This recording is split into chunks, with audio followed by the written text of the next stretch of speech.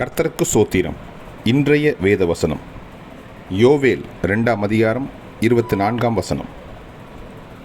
கலங்கள் தானியத்தினால் நிரம்பும். ஆமென். ஆலைகளில் திராட்சரசமும் எண்ணெயும் வழிந்தோடும். ஆமென். யோவேல் 2ஆம் அதிகாரம் 24ஆம் வசனம்.